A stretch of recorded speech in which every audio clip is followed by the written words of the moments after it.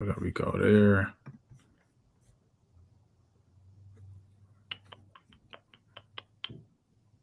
Now we live on IG. Let's get it going. Cool. Welcome. I'm gonna give time for everybody to come into this live. You know how we do. We're back again for another night of the Heal Me campaign.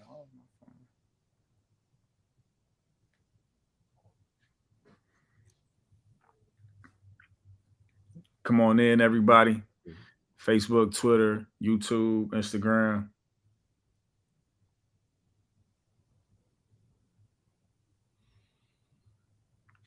We're just gonna get some time for people to come in. And Darron, right? Am I saying it right? Yeah, Darron. Yeah. Garner. Garner. Uh-huh. All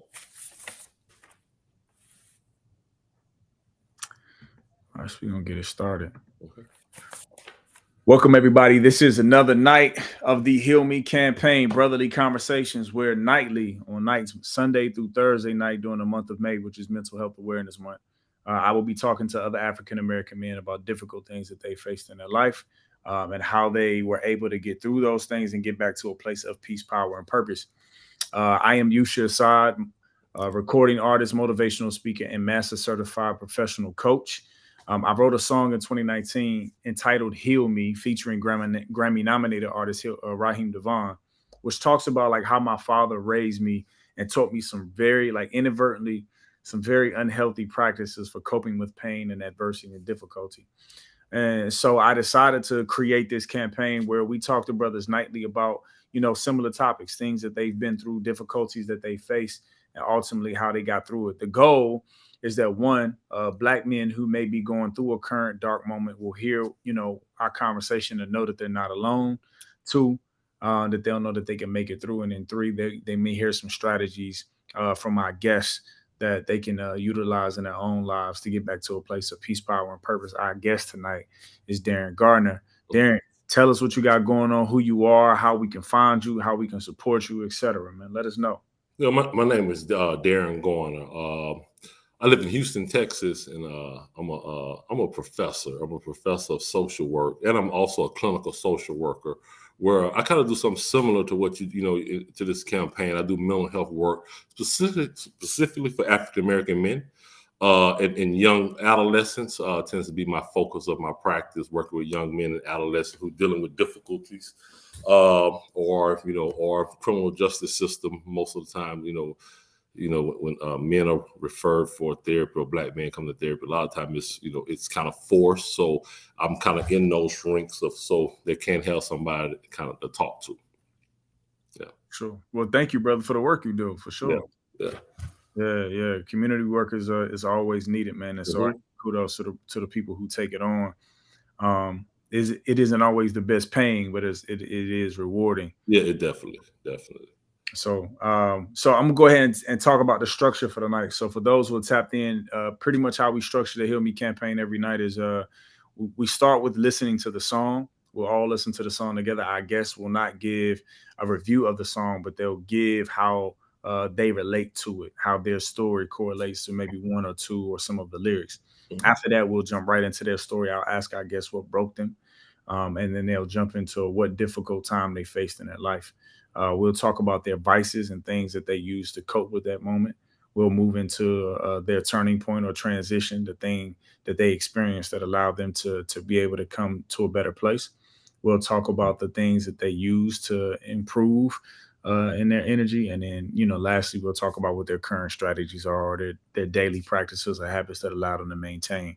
And then we'll finish off with talking about their 3 Ps, our famous 3 Ps. So, Darron, if you don't have any questions, we're going to get started. You ready? Okay, yeah. All right, so I'm just going to play the song.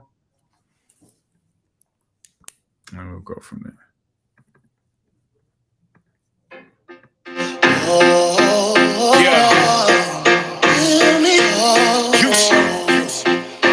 This is my plan. See, my father never talked too much. Just that look in his eyes, deep stares out the window, told me that life was simple.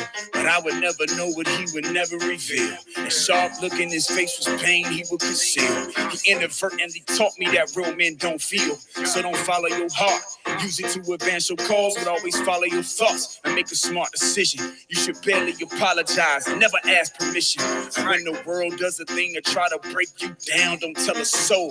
They waiting just to take your crown. Your woman gon' think you weak if you express your pain.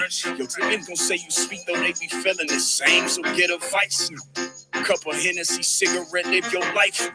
Whatever you gotta do to get sleep at night. Cause for the longest you probably ain't sleeping right. Or even slept at all. When God calls, don't fight it, take a sigh of relief. That you ain't gotta live no more in this grief. Yeah, the cruel world that we living in is hard and cold. You ain't a man till it scars your soul. Straight up, so don't ever express your feelings. Sit in silence. Cause the only feelings you get are anger, hate, and violence. But see, the system got a process and a plan for that. Time is the only thing you got, so never hand them that. So if you ever truly feel like you about to break, get you a pencil and a notebook, let your mind escape. Writing is the only place where we can feel free. After he died, I read his notebook, he wrote, "Heal me. Heal me, yeah. Heal me. Father, don't nobody understand me. I won't make it out unless you come down and heal me. Heal me. They don't know the pain I've been going through.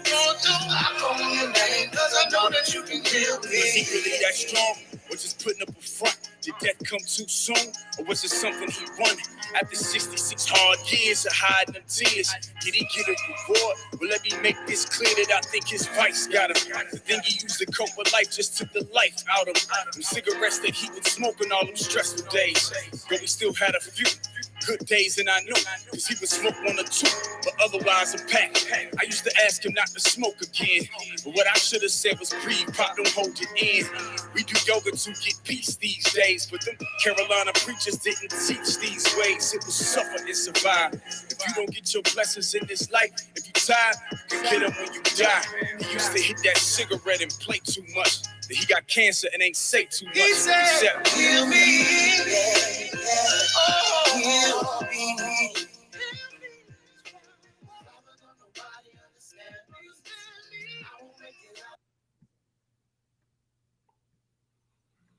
Heal me. Dan, how do you relate to that, man? Just those early lyrics when he talked about like the unhealthy ways of coping, not expressing feelings, and kind of keeping staying silent. A man don't express himself. Trying to, that signs of weakness. If you go communicate or you go express feelings, that becomes a sign of weakness. You mentioned that in that song. And then the recovery process, you kind of talked about yoga and different things you can do in that recovery process, but definitely that men don't talk. We kind of hold everything in the inside. You be tough and you manage that. I think that kind of happens, since childhood. That's how, a lot of males are socialized, which is unhealthy socialization. I think so.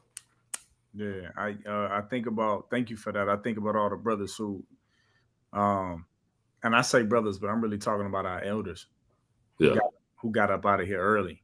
Yeah. I mean, whether it been from that cigarette smoke or the drinking or just being stressed out, period. How many men just, suffer in silence. And that's one of the things in the song too. That was kind of what we was taught. I'm from North Carolina originally, so that's kind of what we was taught. It was like, bear your cross. Don't just bear your cross, like suffer in silence. Yeah.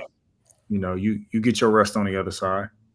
Yeah, true. Yeah, same thing about Louisiana. Same type of socialization. It's on the other side. Right. But here, you don't express that. You hold it and take that with you. So a form of like a lot of those guys like silent suicide in a sense. So yeah. Well, thank you for that, brother. We're gonna dive into your story. We want to dive into, like I said, the question is what broke you, right? If that's fitting, then go in. But if not, just talk about a time that really set you back or, set you down and made you reflect differently. I think, I kind of roughly 2019, I done had troubles and tribulation, but really 2019, just dealing with, divorce, right? Divorce kind of really really, it kind of, it put a damper on my whole life, for probably that whole year. I was kind of suffering and dealing with that issue of divorce, just being a man, thinking, trying to be successful throughout life and have been a good leader, but couldn't lead in that relationship. You know what I mean? I tried my best to lead in that relationship and I couldn't, just kind of feeling like a failure, in that situation. Spiritual, you learn, all these religious things that you got to do and you should do, and you trying to stick to those things, but it seemed like, that hampered within that process because it was a lot of unhealthy. It made me unhealthy, really, sick, overweight, you know what I mean? Just depressed, just a lot of anxiety, dealing with divorce. That's one of the things that really, broke me. Also, like death of my mom, I was able to kind of recover from that in 2009, but 2018 with that divorce definitely put a hamper on my life. Yeah. Sorry I didn't make it. Sorry to hear about that. You said something. You said I wasn't able to lead in that relationship. What do you mean? Just like, you kind of, I think men, kind of should lead, in terms of servant leadership. And I think when I first got married, I didn't lead through those years. I think the 10-year marriage, I didn't lead, I kind of was, we thought it was like more of a partnership. But as I grew and I matured, I said, hey, men got to lead. But I felt like when I tried to, go in and be a leader, right, it just was too late, right? It became toxic because I didn't do it early, in terms of providing that leadership that a man provide, protect, provisions, all those things like that. And when I got to that point where I'm trying to do that, it just didn't work, right? It was kind of like it became toxic because I think I didn't do it early enough, or I didn't choose the right person to allow for that leadership. Yeah.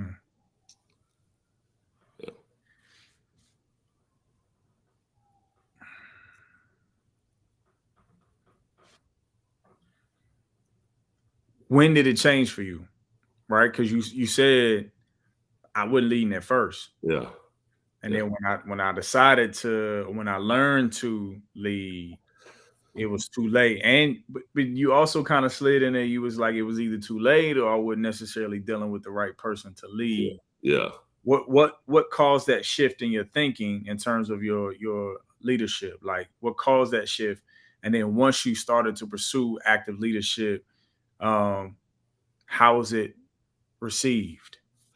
What changed in terms of just kind of like it was just a sense of maturity, going to more. I started to kind of engage in more men's groups. At that time, and just hearing other guys talking about their relationships, and and I felt like my relationship wasn't like that in my relationship. I kind of. It just, I felt like I should leave because, hey, these were things just to go take our family to the next level, right? That was my thinking. But, it's just like, it was met with resistance, right? A lot of resistance in terms of that. Like, I'm going to do, I'm going to do what I want to do, you know what I mean? Like, you hadn't been saying this. So I feel, I think the men's group kind of helped me out in terms of thinking a man should lead. But when I stepped in the lead, it kind of shifted thinking I need to lead. I think that, I need to kind of start making some of these decisions as opposed to her making the decision, because she was a little older than me. I had to kind of step in and start making these decisions, but being met with that resistance, right? But I still thought I should still get it done. And I thought, in my mind, I thought I was doing it the right way, just not yelling, just kind of having those conversations. But it just always was kind of met with resistance. So that was kind of like the turning point, or like I mentioned, or it wasn't, sometimes it was just not the right person for me to lead at that time, So Before that time for you, and thank you for that. Before that time for you, was she leading, or was there no leadership at all? wasn't really no leadership at all, right? You know what I mean? Wasn't really no leadership at all. Just kind of going through the motions of a relationship. I think, I worked a lot. But I really kind of worked a lot. So it wasn't a lot of time spent together early in the relationship. But, I think I kind of settled down and start, being home more. And it's like, man, I didn't know, we just really didn't know each other, right? We just really didn't know each other to have that, for that, just kind of have that relationship. But in the beginning, it wasn't no relationship. It was going through the motion. It was good. I was working. She was working. We thought it was all kind of good from a financial standpoint. But, I think that next level just didn't allow us to kind of move forward to that next level. Okay. And I appreciate that. I appreciate you for being open with me. Yeah. I tell brothers all the time, like, a lot of people will step into these spaces and they'll be like, this is a safe space. And I do want you to know that, like, this is a safe space between you and I, but I always tell brothers, it's the internet, so it ain't safe. So you feel comfortable saying what you feel comfortable saying. So you're going to this kind of group. You're going to groups. You're talking with other men. You're paying attention to how the dynamics of those relationships function, and you're realizing to yourself, hey, my relationship isn't necessarily like that. There's space for me to step up and take more leadership in order to grow my family and get it to the next level. You go home with the intention to start to lead and start to help your family grow. What are some of the things that you were looking to modify about the relationship? I think it was just stuff as, hey, I'm gonna provide, but I definitely like, hey, it was simple thing as clean the house, or let's have a home cooked meal. Let's not have pizza all the time. You know what I mean? Let's not be eating out all the time. Let's kind of nourish our bodies with healthy stuff. Since I'm working, you should kind of do some of the grocery shopping, right? You should do some of the grocery shopping because you had kind of stopped working at that period of time. So those some of the modification, or help me with my business, right? Kind of, step in and help me with my business, so it can flourish and grow. It could take a lot of pressure off me, me at that time, because, it was a lot trying to, schedule clients, get clients in, see clients. It was a lot, for me during that period of time, but she kind of it was like a barrier. It was a barrier there. And I noticed that I kind of did all that early in the relationship. I would do some of the shopping.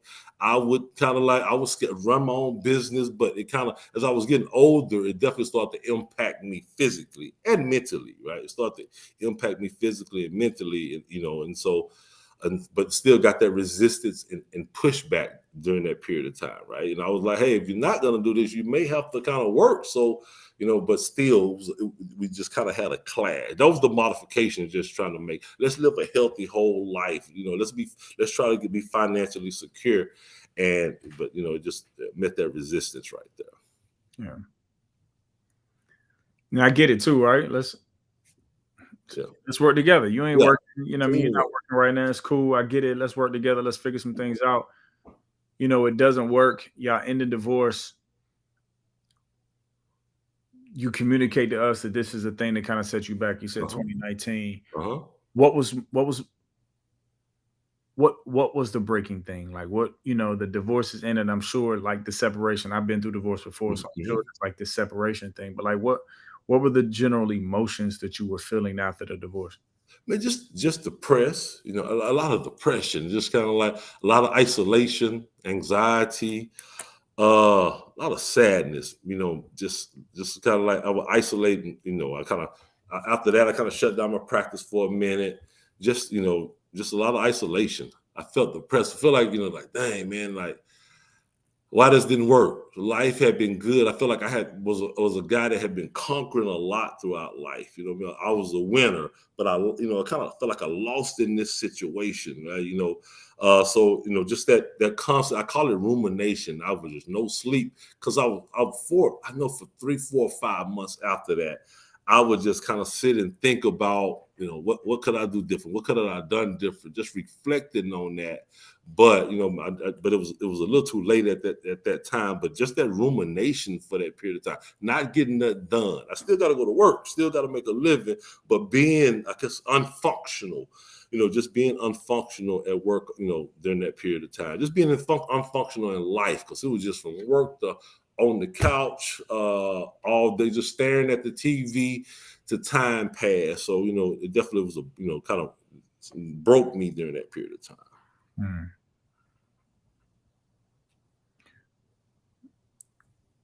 Brother, you talked about this rumination, like this 4 or 5 month period where you are just playing things back in your head, right? Which makes sleep difficult, which makes rest difficult. How are you getting to sleep at all? Like how are you coping with this? Because I know what I did when I went through something similar. Mine was a bottle of Hennessy every night. If I got drunk enough, I could stop thinking, go to sleep.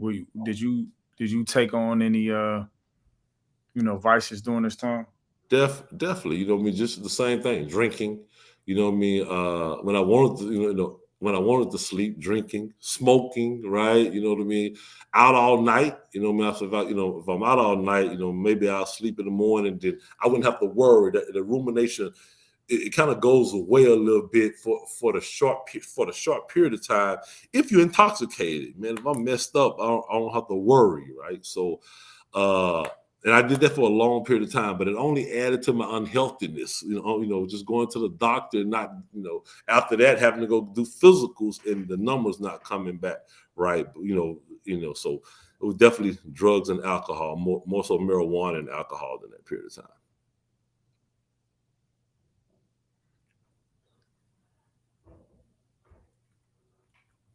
I had a friend, right, who when I was going through a similar place, he told me this story about this guy who was put in prison.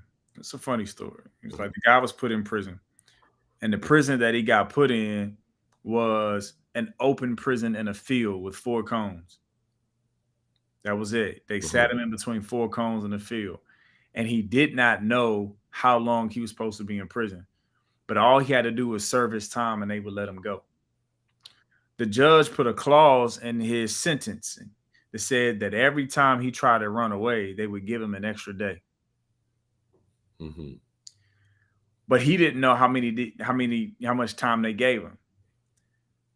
So they put him in this cone in the middle of the field. They put him in between these 4 cones in the middle of the field. And like, this is your prison. Stay here until your time is up. And he like, man, I'm in the middle of the open. I can just run away. So first day, he takes off and he runs. And what he don't know is that they always got somebody watching him. So he takes off, they run, they come pick him up, they put him back in the cones, and they add another day to him.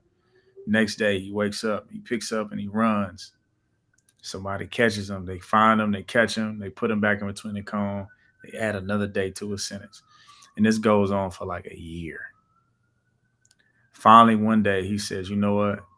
Get it. I ain't going to run no more. I'm just going to get through it. And so he finally, after making this statement, right, I'm just going to go through it. He sits down and he decides not to run. And 3 days went by and they let him out. He was like, why y'all let me out? And it was like, your sentence was only 3 days. All you had to do was go through it. But every time you try to run away, you got another day added. So you sat in prison for 3 years when your real sentence was only 3 days. I mean, you sat in prison for an entire year when your real sentence was only 3 days. I brought up that story because I feel like we often, when we go through moments like that, we look for escapes. Instead of just like sitting down and going through it. My question for you after telling that story, one, if you relate to it, I would love to hear how you relate to that. But my real question for you is like, when did you decide to like put down the drink and the smoke and just go through it?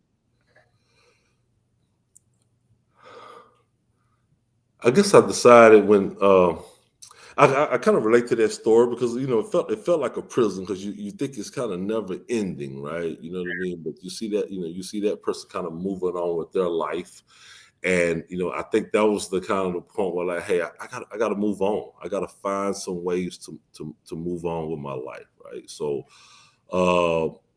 And just kind of, I think therapy, I kind of, hey, I'm a therapist, but I sought therapy myself, and it kind of really, really helped me out, kind of open and let me know that it's not the end of the world. And one of the things that really, really, really helped me out, I had an auntie, and I was talking to my auntie, and she one thing I didn't know, I guess they didn't talk about it in my family, was she said, "Hey, your dad was divorced twice." I was like, she said he didn't have any outside kids, but he was married 2 times before he married your mom, right? And I think that kind of took that ideal of failure out of my mind. Like, man, this man that I looked up to, my hero, he actually went through this, right? You know what I mean? So it allowed me to know that, hey, man, things happen, but you still got to kind of move on with your life. That kind of lifted a weight off of me right there, hearing that. Not saying it was a good thing, but it kind of lifted a weight hearing that hey, your hero, somebody, that your father, he went through this twice. They didn't talk about it in the family, but I had a brother, he's still married, kind of looking at him, not envious, but like, man, why it didn't work for me, right? So after that, I felt like the escape came after that. Some therapy, talking about it, getting through it, developing a little bit more healthy coping mechanism, putting away the alcohol, and drugs as well. And then just kind of starting on I think it's just a positive path, health-wise, mental health-wise, physical health-wise, spiritually, trying to, in terms of spiritual concepts, I started to develop, and that kind of helped me kind of break free. Not saying I'm all the way, I still kind of think about it sometimes, but that kind of empowered, liberated me a little bit more. Yeah. Because I can imagine, right? You said, like, I'm looking at this other person move on with their life. Yeah. And you talk about this time period where you're just kind of sitting there and you're like, this is, I'm used to being a winner to some extent. Like this failure.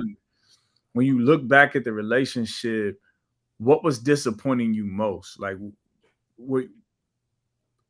I feel like you were probably holding a lot of guilt on yourself. Yeah, definitely. Yeah, talk to us about that, please. Just like, just get on myself and like, hey, I failed at this, right? You know what I mean? I feel like, I've always been an influencer, or even I think about being a leader throughout high school, playing college sports, right? Even on my job, I kind of led on the job and thought I made great decisions. But in that situation, I just couldn't, I couldn't really get, I guess she was the same way, right? Strong-headed, strong-willed, and I just couldn't really get her to budge, right? And I kind of thought I did it through I think a servant leadership, a servant, conversations, but it definitely it just didn't work. She wanted to kind of do her own thing in that situation, right? So, yeah. Thank you for going back for us. So now connecting that to where you are now, you're doing the therapy, you're doing the spiritual work. You're dealing with the story that your aunt told you, about your father, right? He had been divorced twice before he married your mom. What does your process of forgiveness for yourself look like? Just kind of, I guess self-forgiveness. This year has been a real good year because I had joined this what's called actually this Neonami circle where we kind of did more like learning more African-centered principles, applying them to your life, not only to my life, being able to kind of help with my practice so other people can apply those principles. Really, that kind of gave me light at the end of the tunnel. Right there. It kind of gave me a breath of fresh air that I surrounded myself with a whole nother circle of social support that I didn't have. Right, because kind of, I guess I was more a lot of shame and guilt of not wanting to talk to friends or anything about this situation, right? Especially some of my close friends, because they say, hey, that because one thing they said, I knew they had a problem that it wasn't going to work in the beginning. They knew the relationship from the beginning, and they had some reservations about my relationship from the beginning. But after that, I started to kind of self-forgive myself. Just let me forgive me. We all make mistakes. Everybody make mistakes. That's one thing I say. just reducing some of that shame, letting them know that, hey, it became like a normality. I hear more men and men talk about this situation, men, that you're not in this alone. Listen to more men that kind of went through similar situations, right? That, they say they had to forgive yourself. Yeah, just admit, don't bash anybody. Don't just kind of take your responsibility. I think that self-responsibility really kind of started to let me forgive myself. Hey, let me blame me. Let me get some self-responsibility. Let me grow, right? And so that was one of the things that kind of started that ideal of self-forgiveness, by taking self-responsibility. Yeah. Because if you can pinpoint what's wrong, then you can pinpoint how to fix it. Yeah, correct. Yeah. That community piece I thought was super powerful too. Being able to just, get around a community that you could learn from, grow with, build with. You talked about, what's the name of the circle that you said you're part of? Neomi Circle. It was the African Center Social Work Academy that I kind of joined. I probably I met Christy there. That's where I met Christy. Gotcha. That's why she over here tomorrow. Yes, the circle. Yeah. Okay. The circle. Yeah. Comments. Did you not have? Because I'm thinking about the difference between, right, post-divorce, your healing process. Like, I got this new circle and I'm learning things and I'm growing and I'm being challenged. Did you not have a circle? Did you and your ex-wife, not have a circle of married friends? We did, but but it was more so.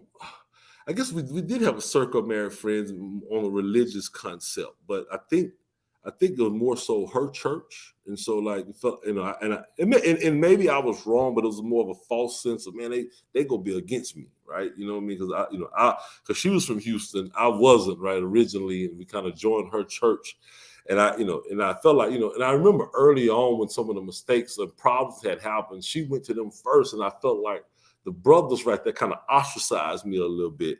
You know what I mean? For some of the mistakes that I made. And I just feel like that circle broke down. I got quiet during that period of time. Like, man, I'm not telling these dudes anything else because it felt like judgment. It felt like judgment, right? You know what I mean? So I felt judged a lot during that period of time. So that circle broke. That circle of married friends kind of broke down during that period of time.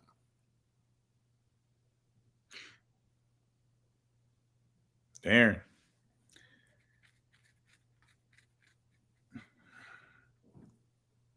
I'm gonna take you back. I gotta go back. If you had to give an emotional,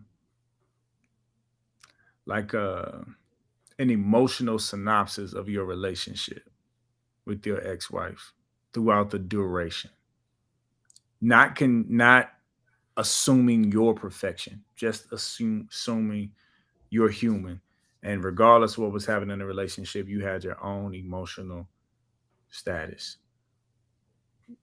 How would you describe your former marriage in terms of your emotional well-being? I feel like my emotion, it was kind of chaotic, in terms of my emotional, like ups and downs. I felt like, my emotional status was ups and downs, right? I think in the beginning it was, more ups because it was new, but throughout that process became a lot of downs because I felt like my emotions they were just all over the place in terms of the, so just, it never was like I can't describe just one emotion, but it felt like it was like a chaotic emotion. It was waves of sadness. Hey, it's chaos. It was, felt crazy at times. So I just feel like a wave of emotions that I was dealing with. Yeah, thank you. The relationship was like that as well. Yeah, I appreciate that. You talked about, when I asked about, obviously community is important to you. Mm-hmm. When I asked about the community in your former relationship, you mentioned that it was not a community that you felt safe in, mm-hmm. Mm-hmm. or judged in. And you talked about when you made some mistakes, right? And so, some people would say, well, that's accountability. Maybe what you were getting from them was accountability. But I can also understand the human point of just being like, yo, like as a human, I'm going to make mistakes. And when I look to the community of the church to grow and build in that way, I didn't feel safe because these people, they knew her before I got there, and it didn't feel like, it sounded like you were saying it didn't feel like they were helping me. Yeah, it did. It didn't. Did you feel safe in your relationship as a man? Emotionally, because sure, physically you felt safe, but physically I said, but emotionally I didn't, because like, you know, I think the song mentioned like, you know, like a man, you know, and I just remember her saying that men don't do that, you know, that's weak. That ain't man, you know, you hear that ain't manly, you know what I mean? I don't want to hear that, you know what I mean? Like that, it felt like it was like a you weak if you got if you got to express those types of emotion. Men don't do that. Men did this.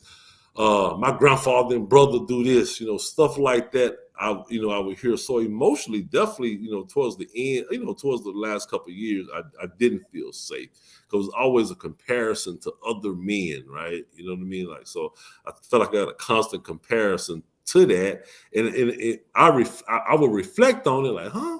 But just, you know, just kind of felt confusion, a lot of confusion during that period of time. Like, you know, what do men do, right? Yeah, you know.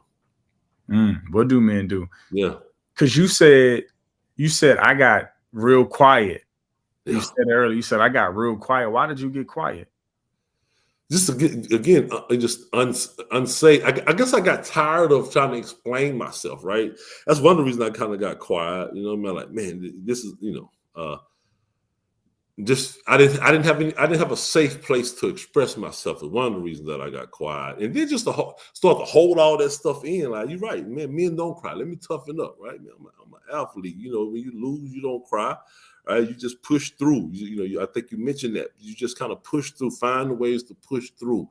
You know, it will turn around. I thought it maybe turn around. But, you know, again, it did go into silence. You know, I spent a lot of time at work. I just remember during that period of time, I would work, I would go to class, teach. Then in the evening, I would see clients. By the time I got home, it was just bedtime, right? So I didn't have to have a conversation, you know, with her, right? So it killed all conversations during that period of time. So, you know, and I know she would be upstairs on the computer with just no talking at all for a long period of time. And it sounds like your perspective of manhood was starting to be shifted by what she was willing to accept or not accept from you emotionally. Correct. So post-divorce. What are in terms of who you are as a man, I'm sure there had to be some time where you had to consider how to rebuild that for yourself. Yeah. What was that like? Like, what did you keep from that relationship that you was like, all right, cool, this is good, I'm keeping this? But what are some of the things from the relationship where you were like, nah, I can't, I have to, you know, reevaluate how I move, because obviously this relationship shifted your concept of manhood. What's your concept of manhood now, and how was that rebuilt post-relationship? Man, I think it shifted towards that it shifted towards being a better communicator, learn to communicate better and express those feelings that we kind of told the hold inside. And one of the things is, I would teach other men this in the work that I've done, but I couldn't, when it came to me, I couldn't do it myself. Right. You know what I mean? So I had to kind of start practicing what I preach, right? I had to start, hey, being able to communicate, being assertive, not just like being quiet and not saying anything about something, just being able to say it the right way, using good communication skills the right way, especially in future relationships. One of the things, manhood, being a leader that I was, and hey, I'm gonna be a leader from the start. You know what I mean? Just being able to kind of evaluate. I think like I learned what I would want if I do get in another relationship, what I would want in the next relationship. That I was able to kind of take with me. What type of person.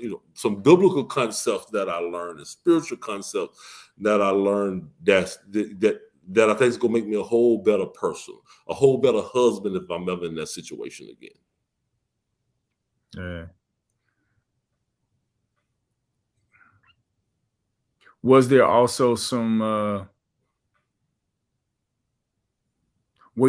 did you feel like you had a strong sense of trust for yourself? Yeah, definitely.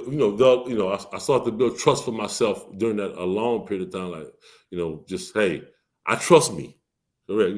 Like I trust me. So when did you get there? Because I feel like this conversation of like, all right, cool, like, college athlete, pretty successful in my job, Mm-hmm. A leader here, and then I go home with his leadership, and it didn't work. Yeah.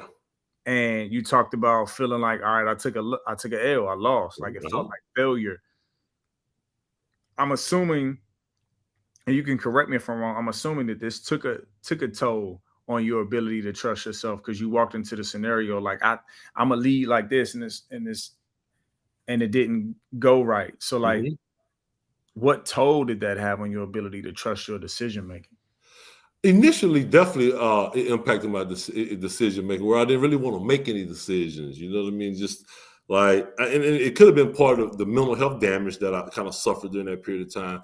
But I didn't trust myself to make any decisions, at all. Like a lot of anxiety with it, where I was always unsure about myself. Right. You know what I mean? I didn't trust myself. Got really, really overweight, you know what I mean, during that period of time. Like, so but I did reflect and kind of get back on track. But during that period of time, just didn't trust myself because, doctors saying you're unhealthy, you're going through, the mental health damage that you suffered, you lost your relationship. So I didn't trust myself at all. Where's your trust for yourself today? I think it's coming back. I'm not saying I'm all the way back, but definitely my trust is coming back right now. A lot, I'm starting to trust myself again. I am. What's helping you improve in that space? Physical health, right? Just kind of like eating better. Your body's your temple. Spiritual health. Applying a lot of African-centered principles that, I feel like was kind of lost. Working on my mental health, right? Reading a lot of books and watching videos, like hearing other motivational speakers, kind of helped me develop my trust. Starting to getting better opportunities and better employment opportunities. I'm reaching that. Hey, if they trust me to do this, why not trust myself, right? If somebody offered me these opportunities, I should be able to start to trust myself. Family support, some family support as well, right? So that kind of all that intertwined and start to kind of help me build some of that trust back. Hey, I got a family depend on me, so I got to start trusting myself. Yeah. Thank you for that, man. I think, that's an interesting space for brothers when I don't think it's just for you. I think that's an interesting space for a lot of Black men that we don't necessarily talk about which is this. I would say I want to pause and say there's an interesting space for Black people. Bring it back to Black men when you've kind of done all that you knew to do and it didn't work. Whether that be in relationship or that be in goal acquisition, you going after your goals and your opportunities. I think there's something about that space where it's like, I did all that I knew to do and it still didn't work.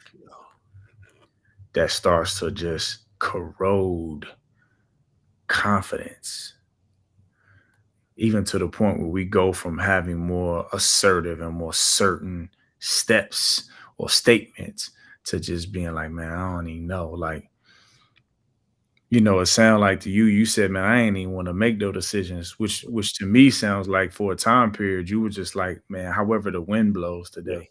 Yeah, definitely. That's accurate. However, from experience, right, this concept of however the wind blows today, did you find yourself being blown into situations or being pushed into situations that were unhealthy for you? Definitely. Yeah. A lot of situations that were unhealthy. A lot of crazy other relationships. You know, you're so fast to kind of listen to people, and yeah, definitely a lot more unpeaceful situations that I kind of getting myself into. Influenced by, I guess, some friends that I knew. Not the critics that live unhealthy lives. You know, starting to hang back and get back into those crowds that I know that was kind of dangerous for me. You know, because again, you going with what the wind go. I'm just trying to feel good, feel better about myself. And you know, sometimes the unhealthy can, you know, you thinking it make you feel better because sometimes it do feel good. You know what I mean? It can feel good when you're in those moments. But that maturity and knowing where you want to go in life, kind of you start to think about like, man, that's not for me. Right? That's not for me. It kind of always was in the back of my mind, but those situations did feel good though.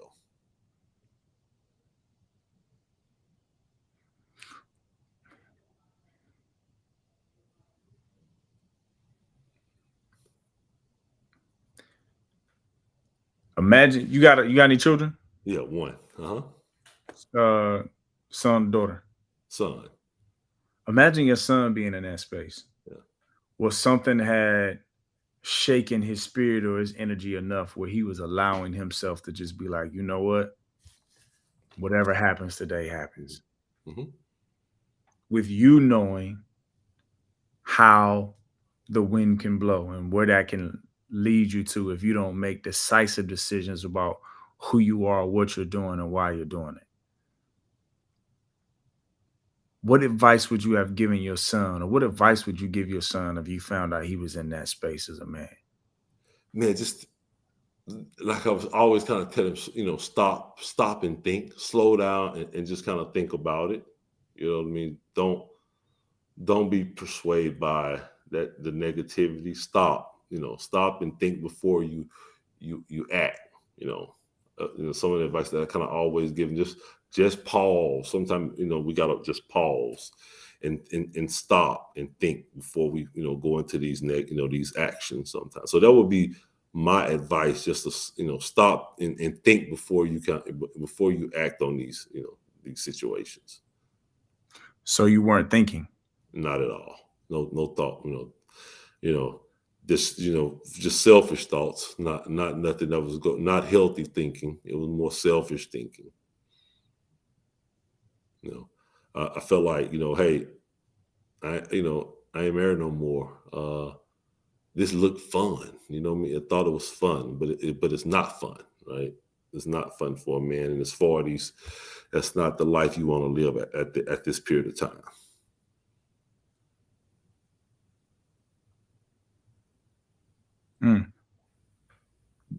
Did age play a part in some of your shame and guilt? Definitely, a lot. Yeah. You should, let's say a lot of that should have been passed away. A lot of that thought process should have been passed away at a certain age, or even if not, even that it should just, even if I was didn't do it younger, but I made those mistakes younger, but definitely shouldn't be making those mistakes now. Did age also play a part in the shame and guilt around the divorce too?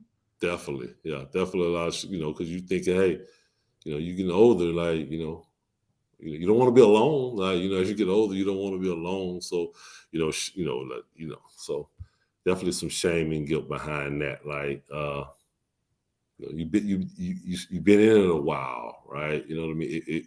The dysfunctional was uncomfortable. It became comfortable, even though it was dysfunctional, right? So it would definitely play a part in that shame and guilt. Yeah, something to me is saying fear too. Fear, definitely. Scared, yeah. Scared of what? Starting over. Fear of just starting over. You get kind of like, hey, man, I just think sometimes, can you meet somebody new? Do you really want to meet somebody new? right? Or just fear of the unknown, right? You know what I mean? What's gonna lie ahead? Like, you know, this kind of been common for you for a period of time. Like, you know what I mean? So what's gonna fear of what's ahead for me? Yeah, because dating is wild.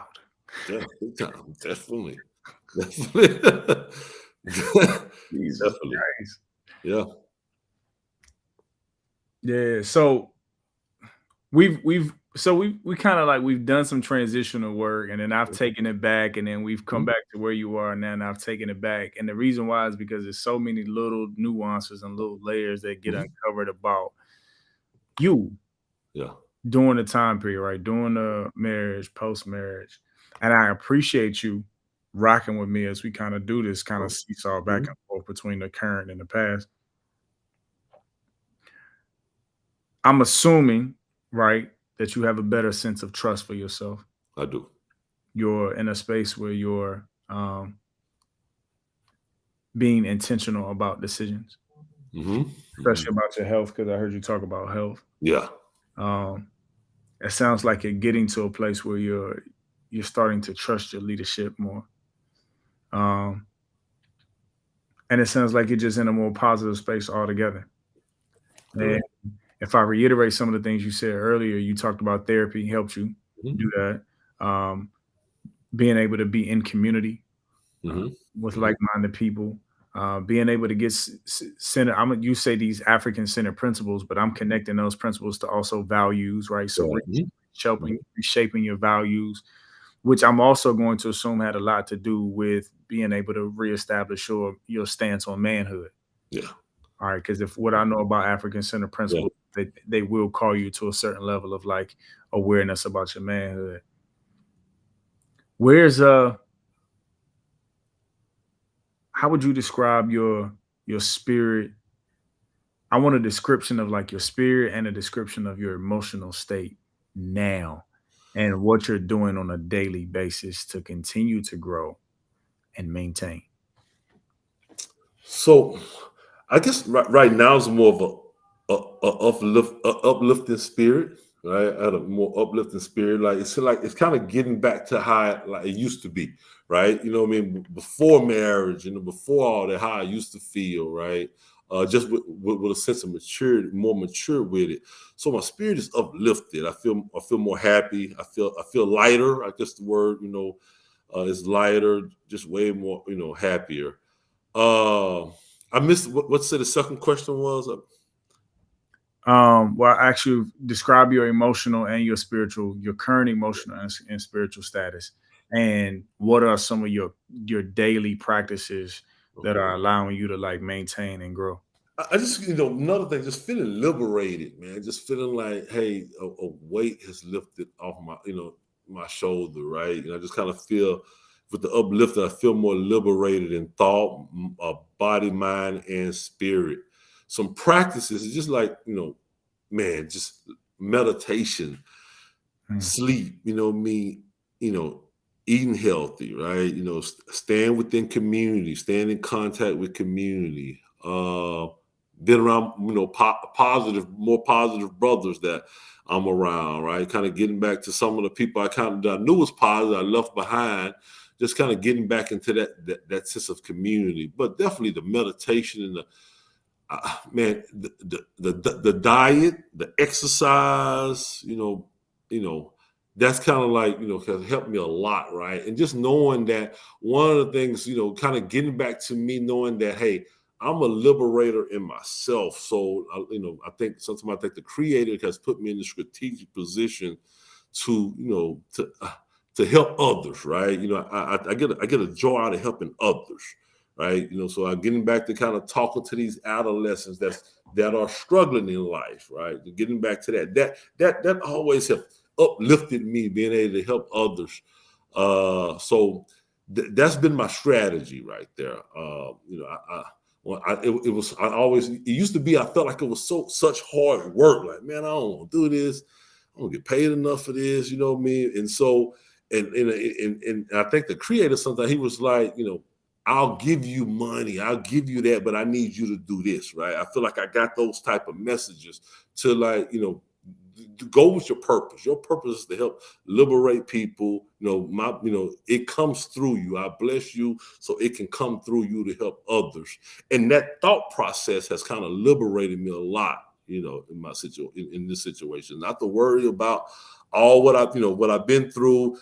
Use what you've been through to kind of strengthen you to help others. Using them hardships in a sense to kind of tell this story, help other men who may be going through similar situations.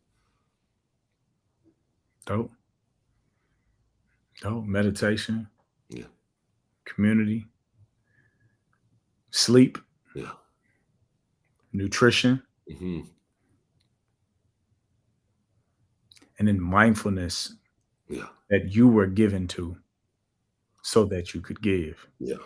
So giving, right? If we added a fifth, living in a posture where you give has been able to give you this liberated, elevated space. Man, I thank you for that, brother. I think we didn't necessarily follow the pattern that I typically follow, but this was good because I think some things that you really hit on tonight and understanding what Black men deal with is, especially holistically in our community, is this: where's my leadership? How do I be a good leader? Because even in the midst of your situation with your wife, you said, well, what is a man then? Right? It's almost like you asked her, like, what is a man then? Right? Yeah. We're reestablishing manhood for ourselves, reestablishing what our leadership looks like, right?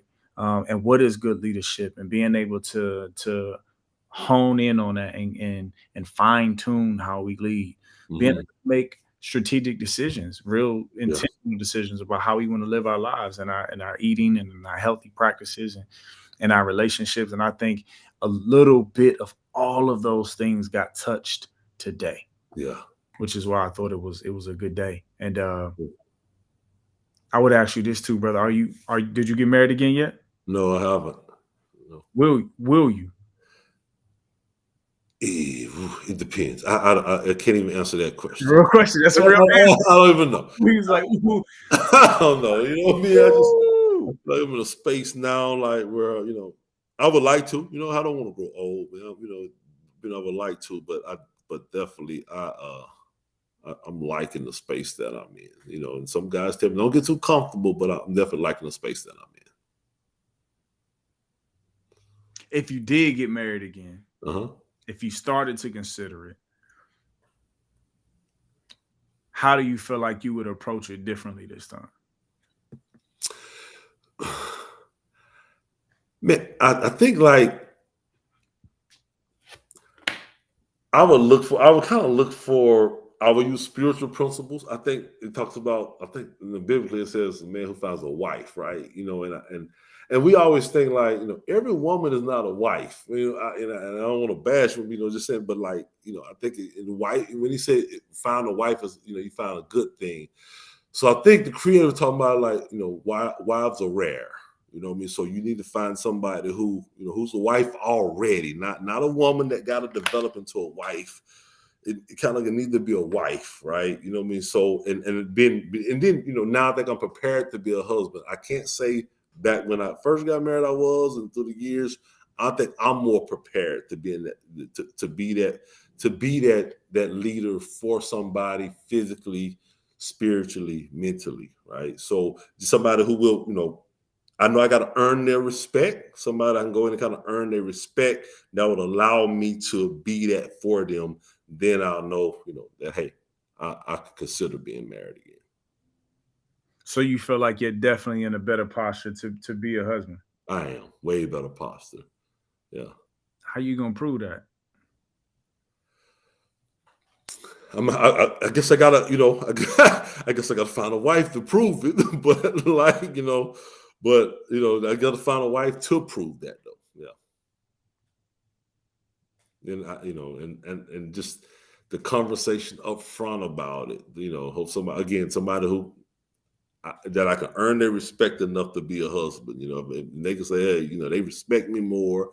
They understand, they can succumb to some servant leadership. I know that may be the right person, but I think in this modern time, it's hard. Like everybody's Everybody the boss. Yeah, man. I'm in my empathy bag for you right now. Yeah. Primarily because I truly believe that part of our promise or our victory as Black folks in America is in the restructuring and the reestablishment of the Black family. Yeah, I know. But because I've studied intricately the history of Black folks in America before our time here and our time here, I know the strategic warfare that was done to us to destroy our power. Yeah.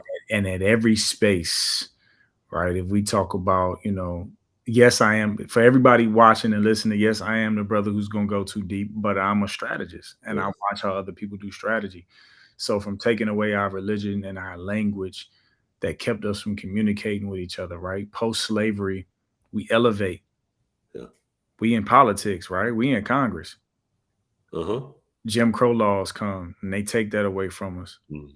1920s, 1930s, we got burgeoning business practices, right? Our Black communities are thriving. We got Durham, North Carolina. We got Tulsa, Oklahoma. We got, Brownsville and Chicago. We got the Harlem Renaissance, man. We are just boom. They were like, oh, these Black folks getting money. They not spending money with us no more. Yeah.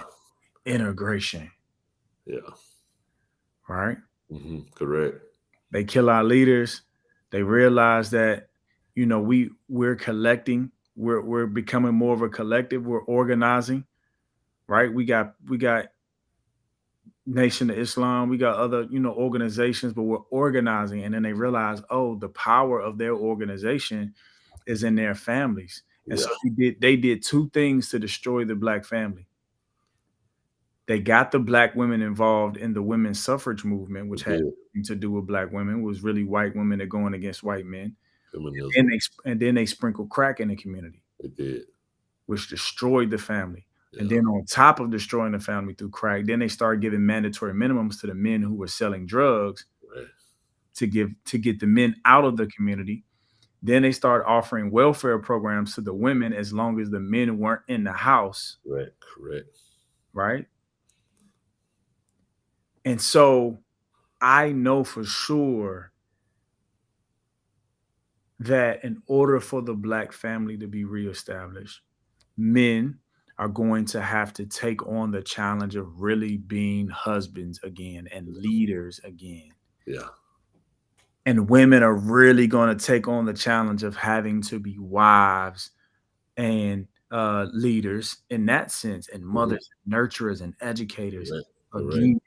And our homegirl, Christy, asked me a question the other day. She said, when men say we want our peace, what does that mean? And I told her, I said, and I didn't really know how to answer it at first, because I'm like, I can't answer that for all men. But then I figured out how to answer it. And I just told her, I said, the opposite of peace is war. Yeah. When men say they want peace in their house, we literally just want to be with a woman who does not see us as her op. Yeah. I don't want to be in opposition with you. Mm-mm. But it can be hard because America has placed us at opposition with each other, because our direct enemy as a strong Black man in America, our direct enemy is white male ideology. Yeah, that's our, correct. But America has taught the Black woman how to succeed in white male ideology. How do we know? Because a Black woman, and Black men too, but I'm going to talk about a Black woman. A Black woman will respect, speak to, and act more proper with her boss than she will with her husband. That's correct. And see, a lot of times, his leadership as a man in direct conflict with her subservitude to her boss. Yeah. Correct. I believe that. That's facts. But I ain't letting you off the hook, Darren. Yeah. Because we got work to do to be the man that she would want to listen to more than she listens to her boss. Correct. We got to get back in posture for that. And we can't blame that on her, nor can we blame it on the white man. That's a spiritual thing. Yeah. Right? If we tap into God all the way, then and we utilize the laws of God, right? One of our favorite scriptures. I'm gonna bring it. We just in this space today, Darren. We just in this space.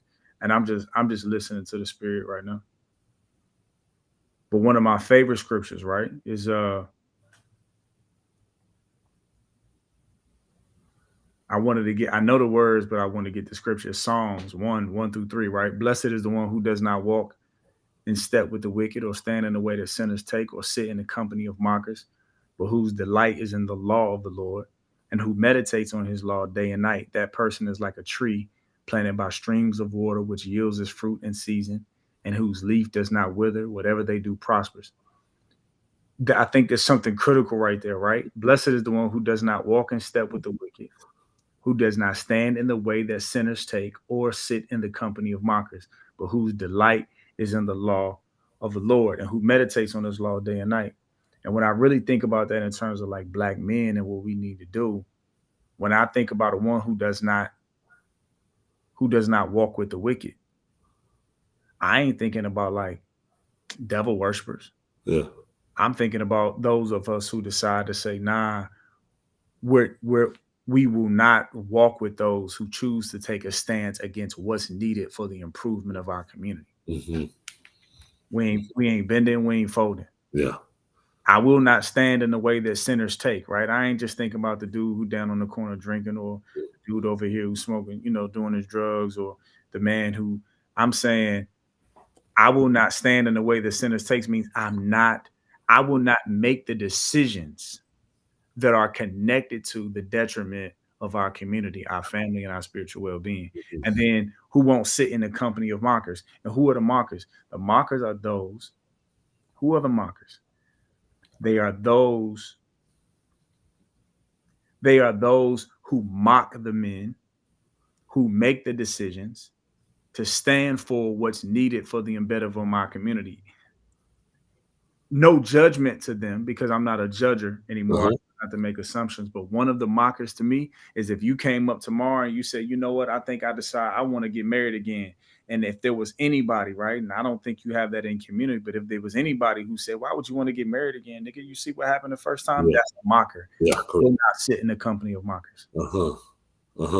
Anybody who has anything negative to say against what's necessary for you to be the leader and the man and the husband that I feel like you really desire to be. You a winner. That one L. Yeah. That one L ain't stopping you. Yeah, correct. And since I know I got sisters on my IG right now, I'm talking to y'all too. Do not sit in the company of those sisters at brunch who have every negative thing to say about how you stand as a wife with your man. Those are mockers. Do not stand in the way that sinners take. Don't. If you're going to be a wife and you're going to stand with what God say, what did he say? Do not walk with the wicked. Do not sit in the company of mockers. Do not stand in the way that sinners take, but sit in the law of the Lord and delight in that. And what is the law of the Lord? The law of the Lord is very simple. As a man or woman thinketh, so shall they be. Yeah. If you're a husband, be a husband. If you're a wife, be a wife. What comes with that? That changes the way we speak. It changes the way we act. It changes the way we move. And I think, man, what I got inspired in my spirit with you, because I typically don't talk like this, right? I typically just talk to the brothers. I think what I got inspired by tonight with you was, especially through this divorce process, man, that there's just a lot of grace. Yeah. That it's going to take a lot of grace from men. It's going to take a lot of grace for our women. Yeah.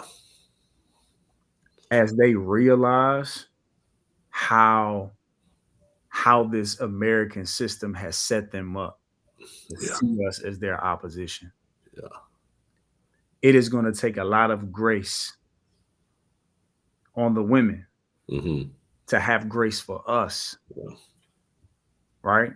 As we realize how our direct connection to leadership and manhood has nothing to do with them or the white man. Yeah. Yeah.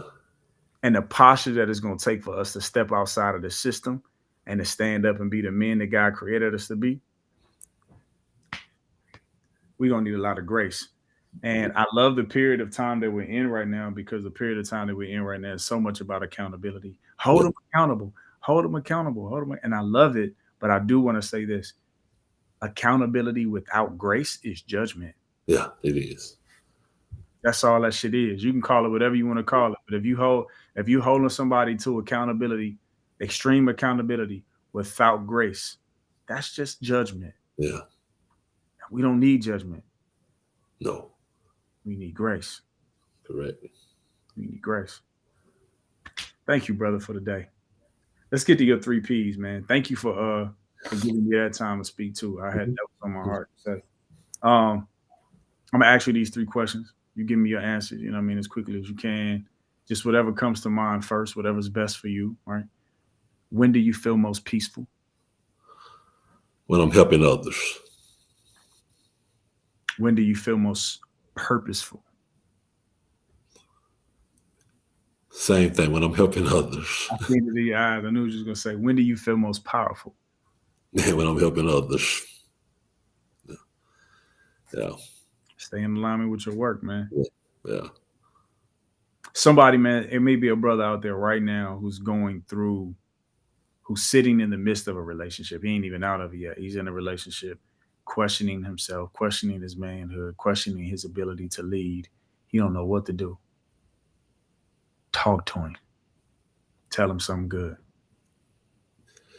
Man, we tell him just kind of, man, stay in prayer, keep your head up. Find your community. Find your community of, positive brothers who, like you mentioned, will not fade, not sugarcoat anything with you, right? And hold you accountable with grace. Trying to be around those people that can keep you accountable with grace. Take care of your spiritual, mental health, your physical health. Nourish your body. Sleep well, and again, pray. Absolutely, we received that, man. Darron, brother Darron Garner, I just want to thank you for being a part of this, and thank you for the grace that you offer me tonight, right? And my slip up and my mistake in our procedure and getting things ready. Y'all, once again, my name is Yusha Assad. I am a recording artist, motivational speaker, and master certified life coach. This is the Heal Me campaign, where nightly I talk to Black men about the struggles that they deal with and how they heal from it. Our goal is to help brothers who might be in a difficult or dark space right now know that, 1, they are not alone, right? So we talk about community. 2, that they will be able to see that they can make it through. If we can make it through, you can make it through, brother. And then lastly, that you can hear some things from these brothers and their stories that, some strategies that you can use to get well. Tonight, the brother talked about community. He talked about therapy. He talked about meditation and prayer. He even talked about what it looked like on the health side, right? Hydration and sleep and eating well. And so these are also things that you can do and employ in your own lives to improve. For the sisters who are always here, tapped in on the line, we thank you. We appreciate you. We welcome every comment. And we just going to continue to try to get to a place as Black men where we can once again lead properly, trust our leadership, and move in a space and in a powerful place that we know that God has called us to be, because, that's what's meant for us. Thank you, brother. Thank you, bro. All right, we're going to close this out.